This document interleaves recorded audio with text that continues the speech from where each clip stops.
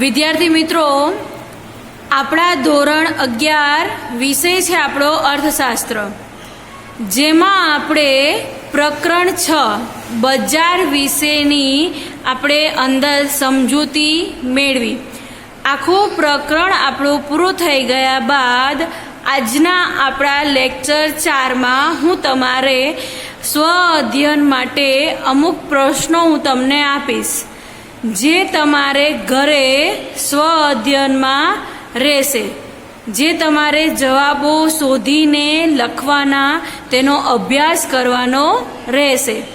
તો હવે આપણે જોઈએ લેક્ચર 4માં પ્રકરણ 6 બજાર, તેની અંદરના આપણા અમુક એવા નોંધનીય પ્રશ્નો.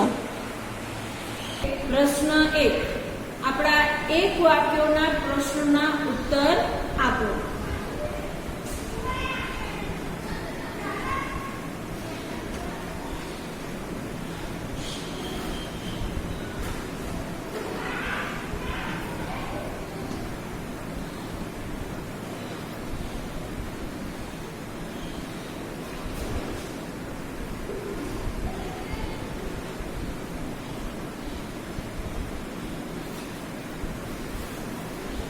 એક વાક્યમાં જવાબ આપો.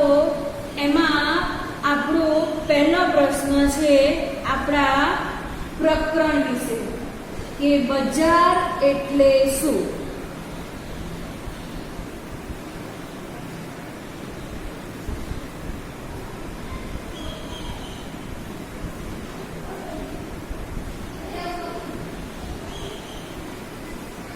તો બજાર એટલે શું? કે એવી વ્યવસ્થા કે જેમાં ખરીદનાર અને વેચનાર ખરીદી અને વેચાણની પ્રક્રિયા માટે એકબીજાના પ્રત્યક્ષ કે પરોક્ષ રીતે સંપર્કમાં આવે. તો આ વ્યવસ્થાને આજે એક સ્થળ છે તેને બજાર કહેવામાં આવે છે. ત્યારબાદ આપણો બીજો પ્રશ્ન છે કે પ્રાદેશિક બજાર એટલે શું?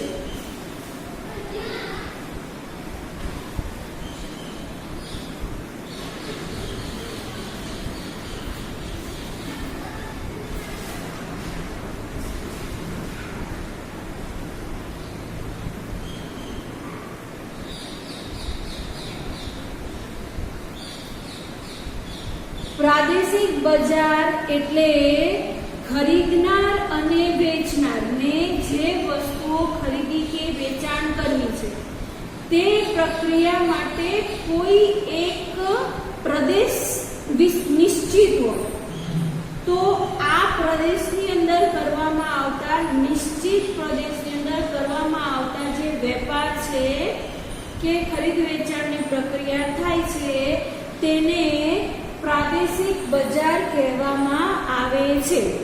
કે જે વસ્તુઓ કે સેવાનું ખરીદ વેચાણ તે પ્રદેશમાં કરવામાં આવતું હોય તો તે બજારને પ્રાદેશિક બજાર કહેવામાં આવે છે. ત્યારબાદ આપણો ત્રીજો પ્રશ્ન,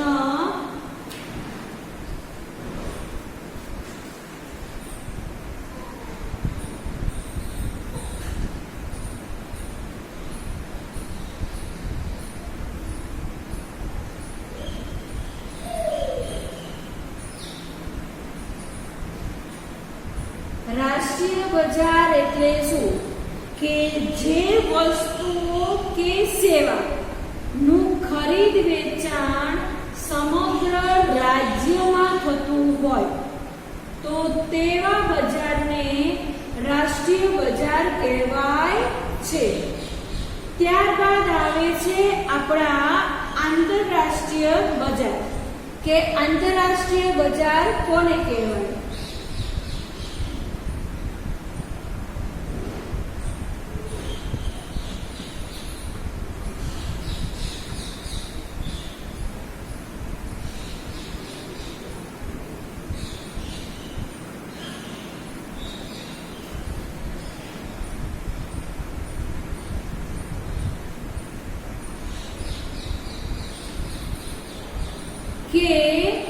જે વસ્તુઓનું આપણે કે જે સેવાઓનું ખરીદ વેચાણ પૂરા વિશ્વના દેશો વચ્ચે કરવામાં આવતું હોય તો જે આ જે વૈશ્વિક બજાર છે તેને આપણે આંતરરાષ્ટ્રીય બજાર તરીકે ઓળખવામાં આવે છે. ત્યારબાદ આપણે લઈએ બજારનું વર્ગીકરણ.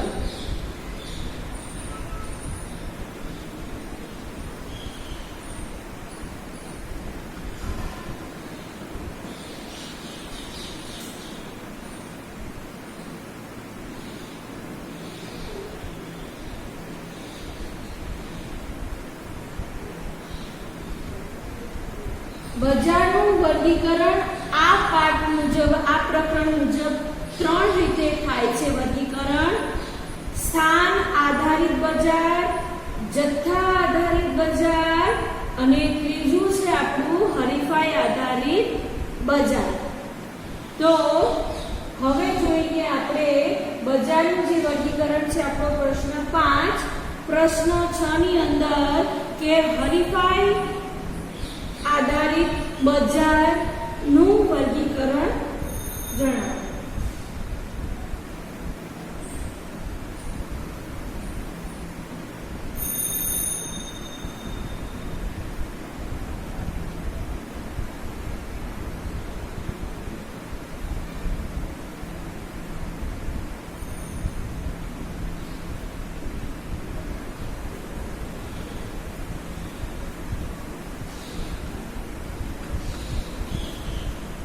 તો હરીફાઈ આધારિત બજારના વર્ગીકરણની અંદર પૂર્ણ હરીફાઈ વાળું બજાર, અપૂર્ણ હરીફાઈ વાળું બજાર.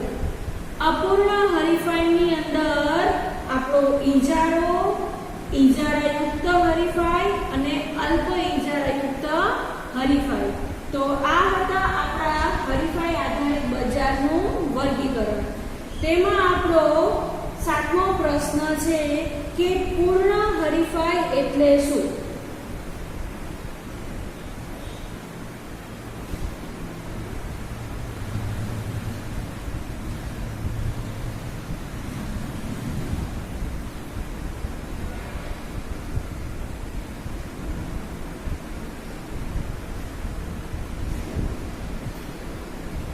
જે બજારમાં ઈજારાના જે તત્વો છે તે તત્વોનો આપણને અભાવ જોવા મળે અને એક સાથે ઘણી બધી પેઢીઓ છે તે સમાન ગુણી વસ્તુઓનું વેચાણ કરતું હોય, જેમાં અસંખ્ય પ્રમાણમાં ખરીદનારા અને અસંખ્ય પ્રમાણમાં વેચનારા આપણને જોવા મળતા હોય તેને પૂર્ણ હરીફાઈ કહેવામાં આવે છે. ત્યારબાદ આપણો 8મો પ્રશ્ન ઈજારો એટલે શું?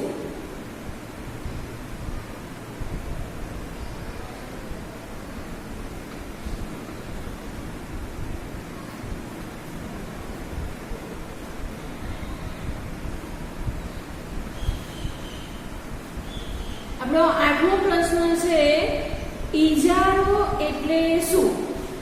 કે ઈજારો એટલે જે વસ્તુનું વેચાણ આપણે જે કરવું હોય તો તેમાં આપણે વસ્તુના પુરવઠા અને તેના વેચાણ પર કોઈ એક પેઢીનો એક સંપૂર્ણ અંકુશ હોય તો આ જે અંકુશ હોય તેને ઈજારો કહેવામાં આવે છે. ત્યારબાદ આપણે લઈએ 9મો પ્રશ્ન આપણો કે વેચાણ ખર્ચ એટલે શું?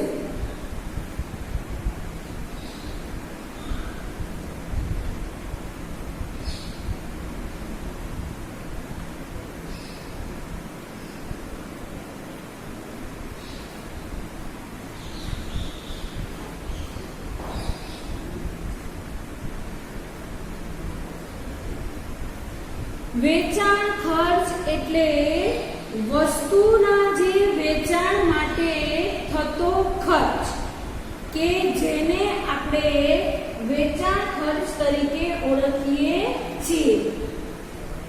આમાં આપણે જોયું કે ઉત્પાદન ખર્ચ નહીં, પણ ઉત્પાદન થયા પછી અને વેચાણ થાય ત્યાં સુધીના સમગ્ર ખર્ચાઓ આપણા વેચાણ ખર્ચ છે, જેમાં જાહેરાત ખર્ચ, પેકિંગ ખર્ચ, વાહન વ્યવહાર ખર્ચ, એના માટે દુકાન રાખવામાં આવી હોય તેનો ખર્ચ, એવા અનેક ખર્ચાઓ છે. વિજ્ઞાપન ખર્ચ, તો તેને આપણે અહીં વેચાણ ખર્ચ તરીકે ઓળખવામાં આવે છે.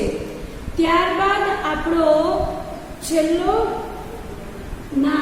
10મો પ્રશ્ન કે કયા બજારમાં પેઢીઓનો પ્રવેશ પ્રતિબંધિત હોય છે?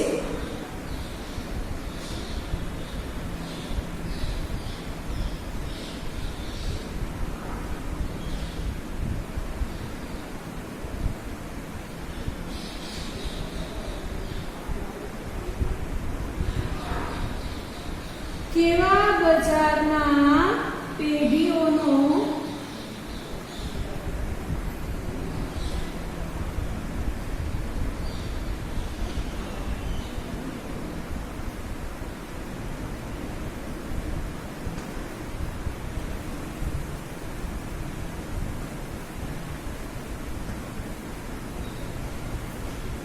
તો ઈજારાવાળા જે બજાર છે તેમાં નવી પેઢીઓનો પ્રવેશ થવો પ્રતિબંધિત હોય છે કે ઈજારાવાળા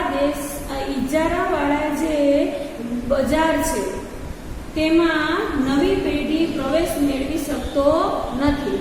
તો ઈજારાવાળા બજારમાં પેઢીઓનો પ્રતિબંધિત હોય છે. એના પછીનો પ્રશ્ન છે આપણો 11મો કે વસ્તુ વિભિન્નતાનો અર્થ આપો.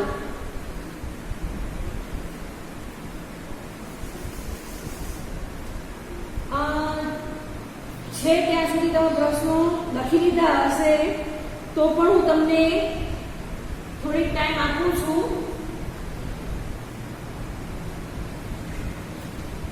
બજાર એટલે શું? પ્રાદેશિક બજાર એટલે શું?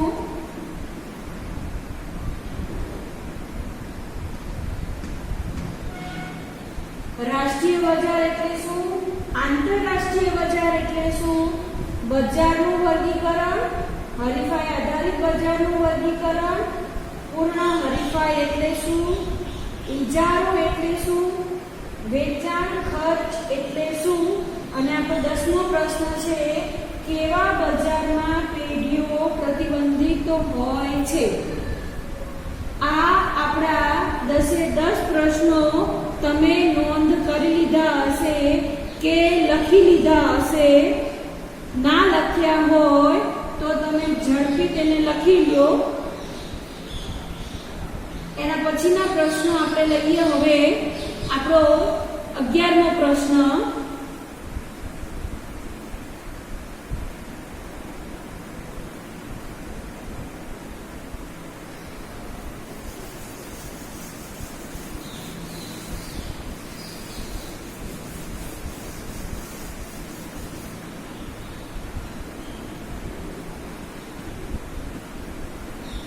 આપણો 11મો પ્રશ્ન છે કે વસ્તુ વિભિન્નતાનો અર્થ આપો.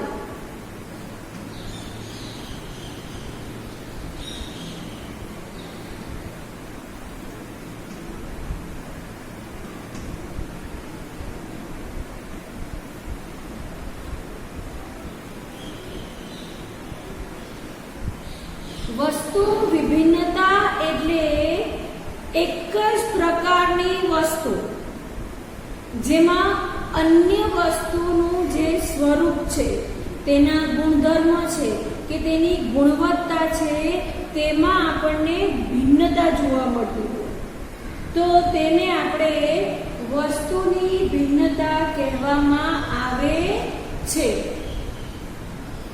ત્યારબાદ આપણો 12મો પ્રશ્ન કે અલ્પ હસ્તક ઇજારાની વ્યાખ્યા આપો.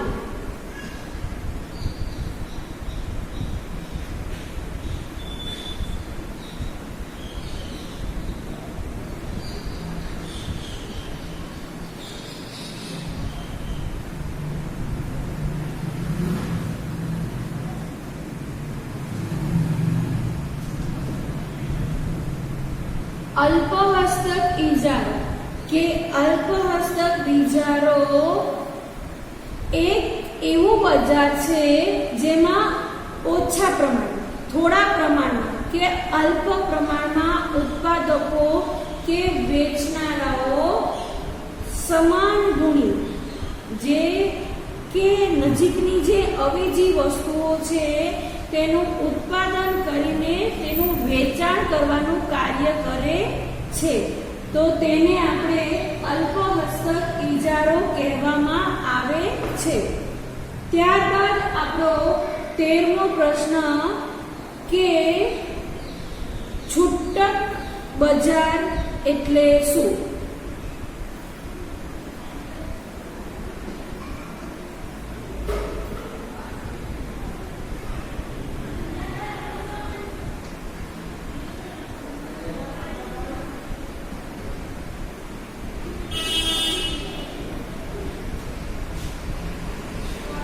છૂટક બજાર એટલે જે બજારમાં વસ્તુઓનું ખરીદ અને વેચાણ નાના પાયે થતું હોય કે છૂટક વેપારીઓ છૂટક વેચાણ કરતા હોય તો આવા બજારને આપણે છૂટક બજાર કહેવાય છે. તેવી જ રીતે આપણે જોઈએ કે જથ્થાબંધ બજાર તો એનું હું તમને મૌખિક જ જવાબ આપી દઉં છું, લખવાની જરૂર નથી કે જે બજારમાં વસ્તુઓનું ખરીદી અને વેચાણ મોટા પાયે જથ્થામાં કરવામાં આવતું હોય તો તે બજારને આપણે જથ્થાબંધ બજાર કહેવામાં આવે છે. એના પછીનો આપણો 14મો પ્રશ્ન ટેલી શોપિંગ એટલે શું?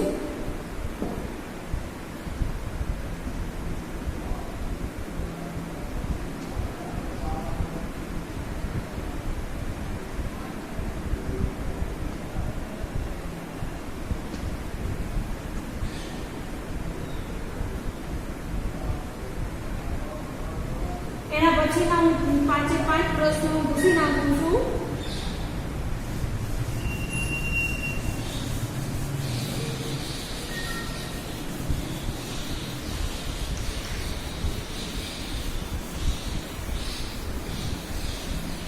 ચલો રાખ્યા છે પ્રશ્નો, કોઈ લખવાનું બાકી હોય તો લખી લેજો. એના પછીનો આપણો જે પ્રશ્ન છે કે ટેલી શોપિંગ એટલે શું? ટેલી શોપિંગ કે વસ્તુઓ કે સેવાઓ આપણે જાત તપાસ કરીને આપણે ટેલિફોન દ્વારા તે વસ્તુઓ કે સેવાની ખરીદી કરવાનો જે આપણે ઓર્ડર આપતા હોઈએ કે આપણે જાતે તપાસ કરી લીધી છે ત્યારબાદ આપણે આપણા ટેલિફોન દ્વારા તે વસ્તુઓની ખરીદી માટેનો આપણે ઓર્ડર આપતા હોય તો તેને ટેલી શોપિંગ કહેવામાં આવે છે. ત્યારબાદ છે આપણું સ્થાન આધારિત બજાર એટલે શું?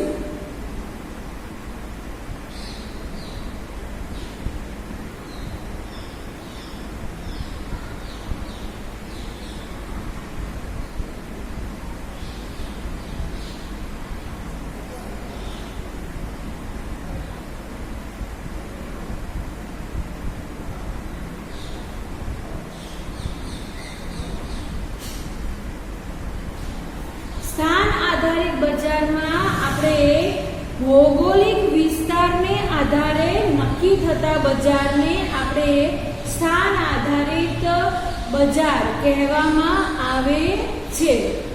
ત્યારબાદ આપણે લઈએ કે સમાન ગુણી વસ્તુઓનો અર્થ આપો.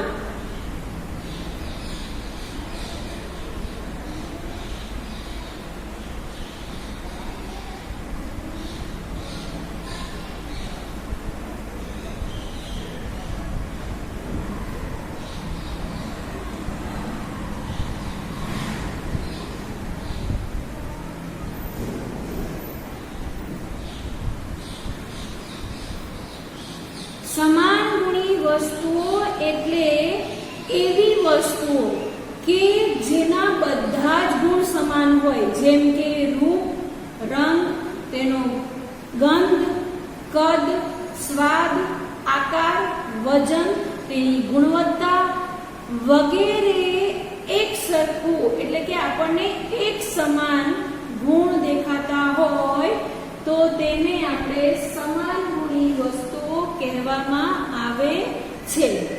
તેવી જ રીતે આપણો એના પછીનો પ્રશ્ન છે કે સમરૂપ વસ્તુ કેવી હોય છે.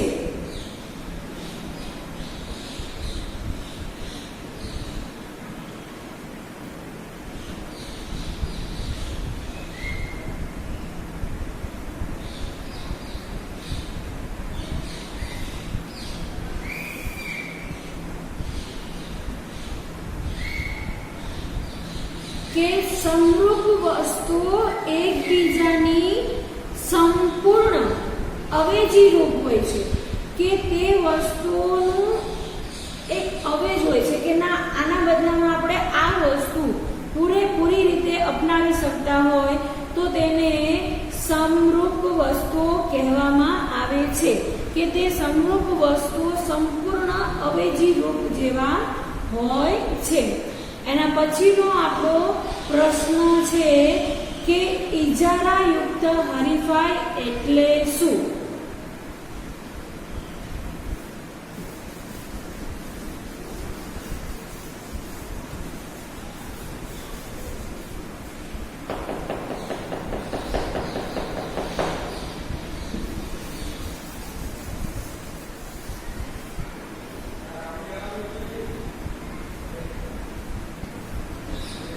આપણો 18મો પ્રશ્ન છે કે ઇજારાયુક્ત હરીફાઈ એટલે શું?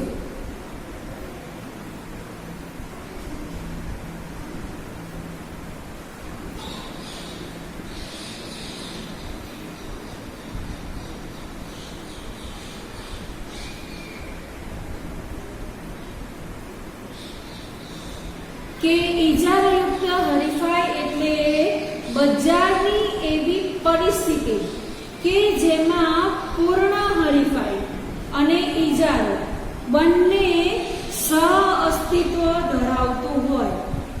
તો આ જે સહઅસ્તિત્વ આપણને જોવા મળે તેને આપણે ઇજારાયુક્ત હરીફાઈ કહેવામાં આવે છે. તો હવે એના પછી જોઈએ કે ઇજારાયુક્ત હરીફાઈમાં આપણે વિશિષ્ટ લક્ષણો કયા છે?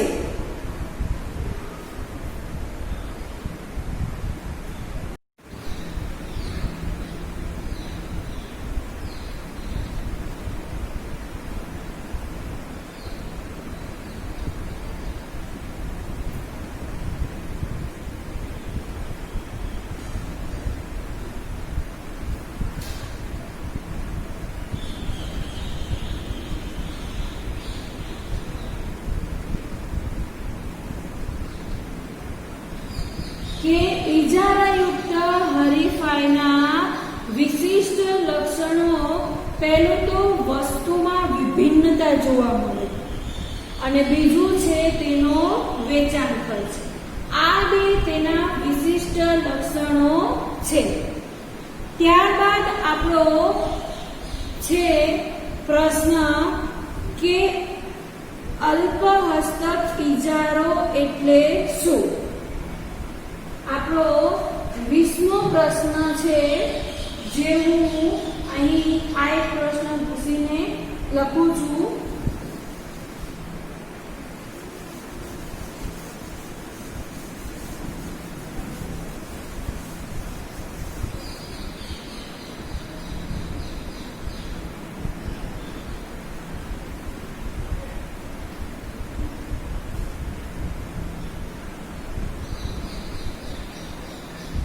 અલ્પ હસ્તક ઈજારો એટલે શું?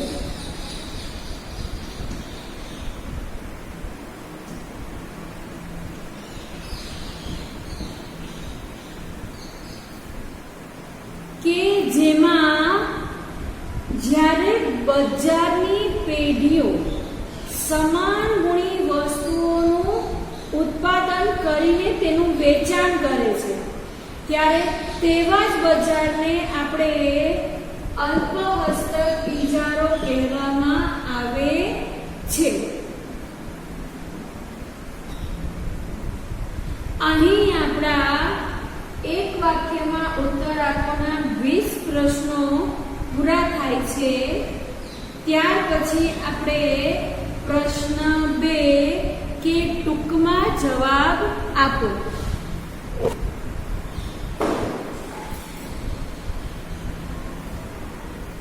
બધા પ્રશ્નો લખાઈ ગયા હશે. હું હવે પ્રશ્નો ઇરેઝ કરીને પ્રશ્ન આપણો 2 ટૂંકમાં જવાબ આપો તેની તરફ આપણે જઈએ.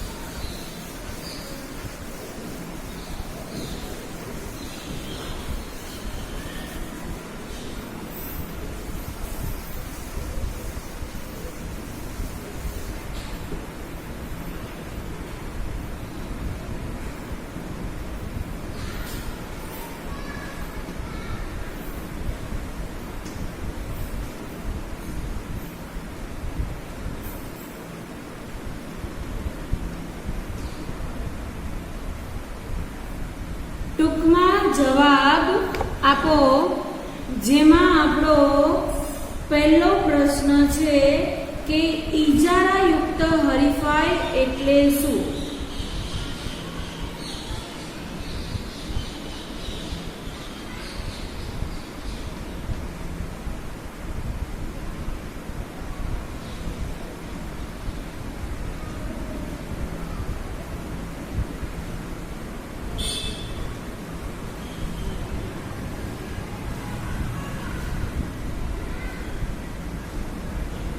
આપણો બીજો પ્રશ્ન છે કે કિંમત ભેદભાવનો અર્થ સમજાવો.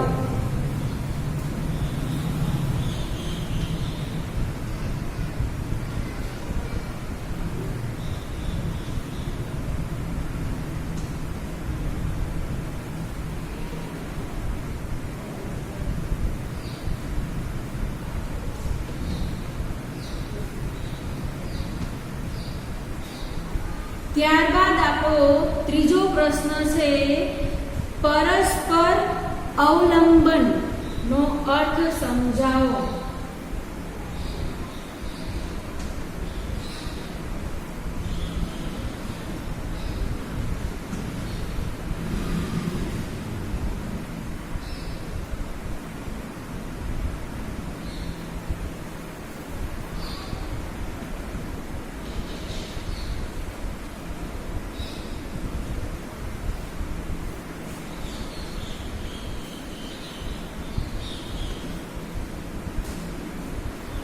પ્રશ્નોની અંદર આપણે જેમ કે ઈજારાયુક્ત હરીફાઈ એટલે શું, તો ઈજારાયુક્ત હરીફાઈની વ્યાખ્યા લખીને તેમાં આપણે બે કે 3 માર્કના પ્રશ્નો પૂછાય છે. તો 3 માર્કના વેટેજ મુજબ આપણે તેનો અર્થ જણાવીએ એટલે એક માર્ક્સ તેનો અર્થ થાય.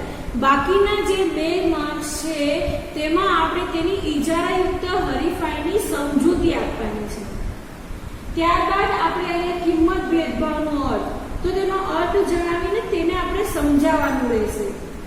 3 માર્ક્સના પ્રશ્નોમાં આવા પ્રશ્નો પૂછાઈ શકે કે જેમાં આપણે તેની સમજૂતી આપવાની છે, વિસ્તૃતમાં કે તેનો અર્થ જણાવવાનો, અર્થ જણાવ્યા બાદ તેને આપણે સમજાવવાનું છે. ત્યારબાદ છે આપણો કે ઈજારાયુક્ત હરીફાઈ છે તેના આપણે 3 લક્ષણો સમજાવો.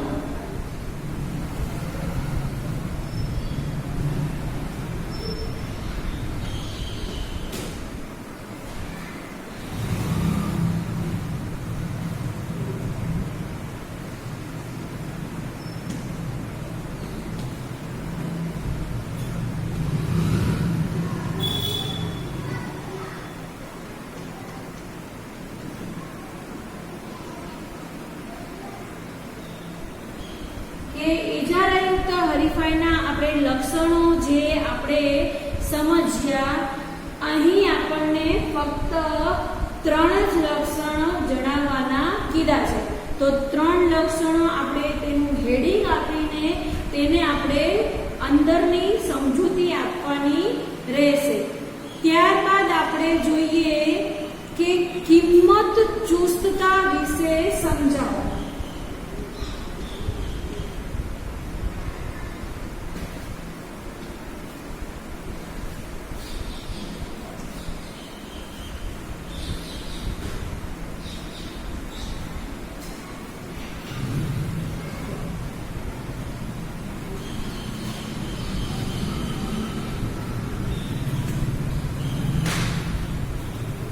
કિંમતની જે આપણે ચુસ્તતા કે તેના વિશે પહેલા આપણે અર્થ આપીએ કે કિંમત ચુસ્તતા એટલે શું, અને ત્યારબાદ તેની અંદર આપણે તેના વિશે સમજાવવાનું રહેશે. હવે આપણે જોઈએ કે હરીફાઈના આધારે જે બજાર છે તેનું વર્ગીકરણ કરો. તો હરીફાઈના આધારે વર્ગીકરણની અંદર પહેલું આપણું પૂર્ણ હરીફાઈ વાળું, અપૂર્ણ હરીફાઈ. અપૂર્ણ હરીફાઈમાં ઈજારો, અલ્પહસ્તક ઈજારો, ઈજારાયુક્ત હરીફાઈ. તો તેની અંદર આપણે વર્ગીકરણ કરવાનું રહેશે. તો એ પ્રશ્ન હું તમને લખાવતી નથી, આપણો આ ટૂંકમાં જવાબ આપો. એમાં હજુ એક પ્રશ્ન આપી દો, તમારો તફાવત. તફાવત છે આપણો પૂર્ણ હરીફાઈ અને ઈજારો.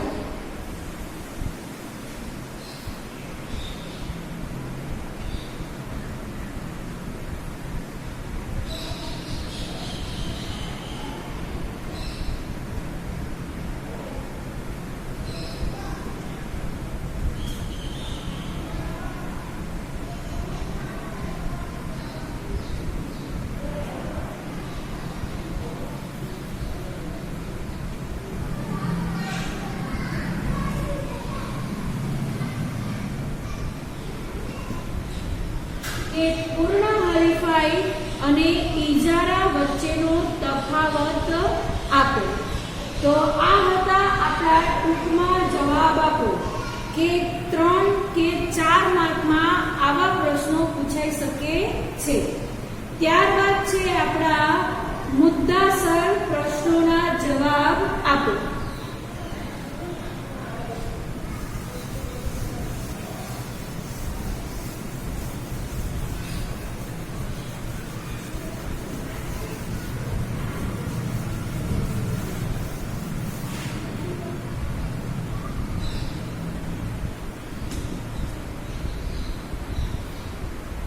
પ્રશ્નો અહીં લખું છું, તેની સાથે જ તમે તમારા નોટબુકમાં પ્રશ્નો લખી લો તો વધુ ઝડપી આપણે પૂર્ણ કરી શકીશું.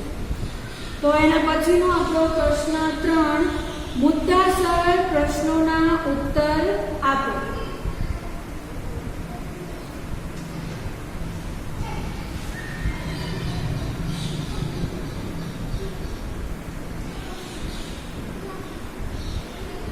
એમાં આપણો પહેલો પ્રશ્ન,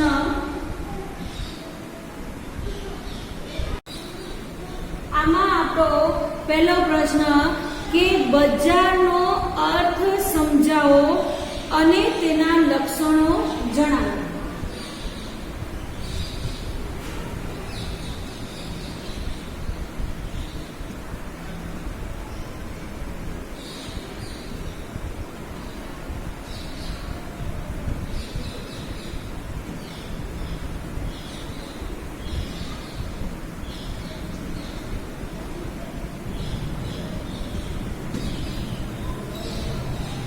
બજારનો અર્થ આપવાનો, બજારની વ્યાખ્યા આપીને તેના લક્ષણો, જે આપણે લેક્ચર 1 માં આપણે સમજી ગયા કે બજારના ઘટકો, તેને જ આપણે બજારના લક્ષણો તરીકે ઓળખીએ છીએ.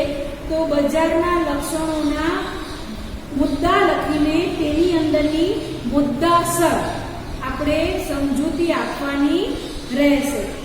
ત્યારબાદ આપણો બીજો પ્રશ્ન છે કે બજારનું વર્ગીકરણ.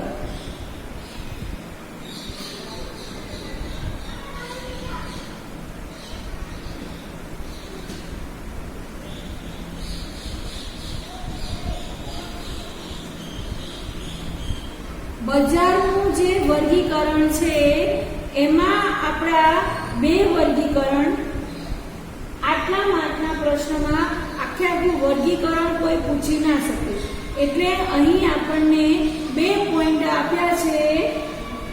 બજારનું વર્ગીકરણ,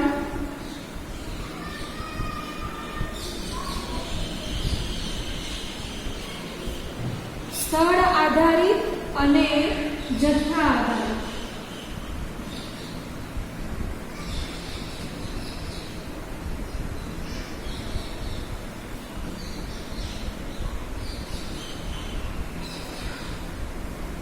તો બજારનું વર્ગીકરણ અહીં આપણે સમજાવવાનું છે.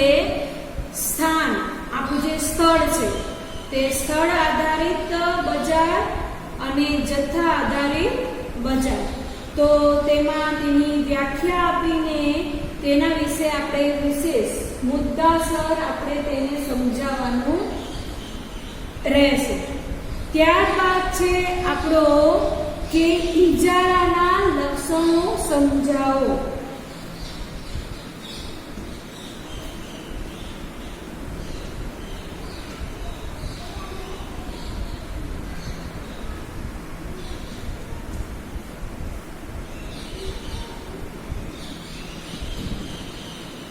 તો ઇજારાનો પેલા અર્થ આપી તેમાં તેના લક્ષણો પોઈન્ટ લખી તેના મુદ્દા લખીને તેની અંદર સમજૂતી આપવાની રહેશે.